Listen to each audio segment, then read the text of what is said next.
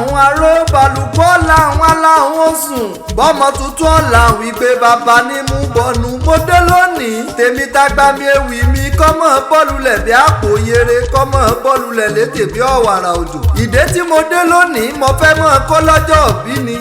arẹwà obìnrin Barakat Olaide Shugar ni mò ń kí lọ́wọ́lọ́wọ́ o gbogbo ọjọ́ kẹta nínú oṣù kẹwàá ìlàyájọ́ orí kádùn rẹ tọdún èyí tún pé àwa bá ọ dúpẹ́ lọ́wọ́ ọba aláwùrà ọlọ́jọ́ òbí máa wọlé mọ́ rọra ọjọ́ òbí rẹ òní dọjọ́ òbí mọ́ ọ lọ́wọ́ lágbára lọ́wọ́ àdánimọ́ gbàgbé ẹni ìlàyé ọlọ́run ò ní jẹ́ kó o sọ́kún máa lójú yára sàmì ẹ̀ Olaide Shugar máa ń gbọ́ èmi ò kù fìrìmọ̀ pọ́ ní sọjọ́ òbí rẹ ìyá rẹ ló pè mí o Alhaja Muslimat Àpèkẹ́ ló pọ̀ ní sọjọ́ òbí ọmọ òun kí wọ́n akọrin kí o lè wọ̀ Alhaja Muslimat Àpèkẹ́ ẹ ti rán ní sòròrò dé lónìí wọn kọ Olaide Shugar débi tọ́lá pẹrẹ wọn kì í wọnú ilé bàbá ẹ lọ òpó yeosa ń bàdàn iní kúkú ṣe lé bàbá ẹ̀ Olaide Shugar o ní tẹ́ o ní tí o ní faṣọ ẹlẹ́yà bora ìlàyé ọlọ́run ò ní jẹ́ kọ́ ọ̀kanjú kú yára sàmì ẹ̀ òkú sásá ń lo bá alábàáwọn agbórákò ní tìgbín àgbófọ́ páwù lógbó rẹ ọ̀tẹlẹ̀ yìí pẹ́ o ní tẹ́jú lẹ̀ mọ́lẹ̀ Olaide o gbogbo àwọn ọmọ rẹ pátá ló kí ọ kú ọdún o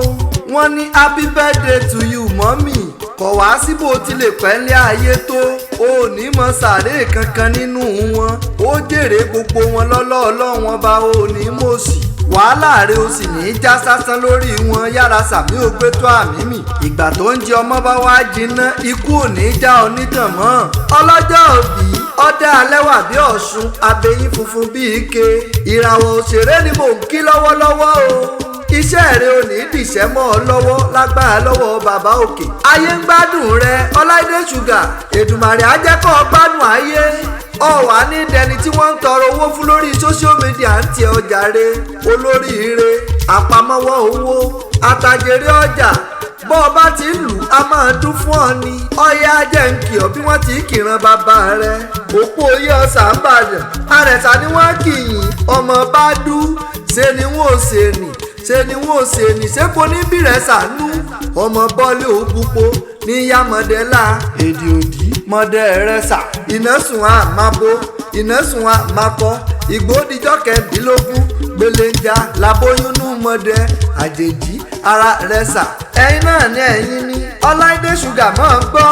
ẹ̀yin lọ máa ń gbàdo làálà àrùn kúkúrú wọlé ẹ̀dẹ́ kò ní rẹ ní dẹ́dẹ́ ká má lè délé ẹ̀dẹ́ ọ̀dọ̀ tìmí là gbọ́dọ̀ yà tìmí àgbàlẹ̀ ọlọ́fà mẹ́rìndínlógún mẹ́rin àdúró ta mẹ́rin àbẹ̀rẹ̀ ta mẹ́rin àdùbúlẹ̀ ta mẹ́rin yòókù ń kọ́ ni bàbá yín fi jímọ̀ lójú oorun ọ̀yá o jẹ́ wọn á kí ọ sí Ìbàdàn gan Ìbàdàn lé Olúyọ̀lé ọmọ àjòrò sùn ọmọ agbọ́sásẹ́ ogun mọ́sá ọmọ agbọ́ yàyà mọ́yà òkè gúlútú gbó bàbá yín ti bọ̀ sábàrí igbó surulẹ̀ ti bológun ọ̀sábàrí ọkọ̀jà ológun ní kárẹ́ bọ́bá dọjọ́ ọjà ẹja ránṣẹ́ pàṣábàrí bọ́bá dọjọ́ eré káránṣẹ́ pológun Ìbàdàn màrímà kọ́gun Ìbàdàn mẹ́sì ọgọ̀ Ìbàdàn bèrè kó o tó wọ̀ ibi olè gbé ń jàrí olóhùn Ìbàdàn kúrè ìlú òjò ìlú àjàyí ògidì olú oníkànga jípọn òbomi òṣùrù wẹ́dà ẹni àjàyí gbàgbàgbà tí ò lè gbà tán igúnnugún ní gbalúwa rẹ Ìbàdàn ọmọ agbọ́ ti kúyọ̀ ọlọ́mú orò ńkọ́ yeye yín ní ṣe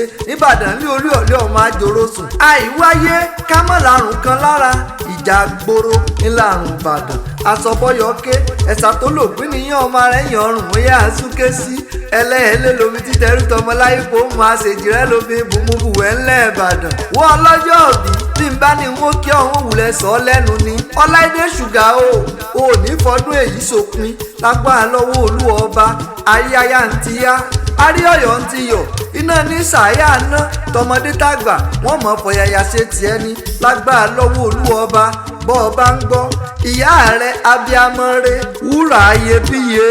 Alhaja Muslimat Àpèkẹ́ ló pé ó ti sọdún èyí ná orí ajẹ́ kó o ṣe púpọ̀ lókè pẹ́ẹ́.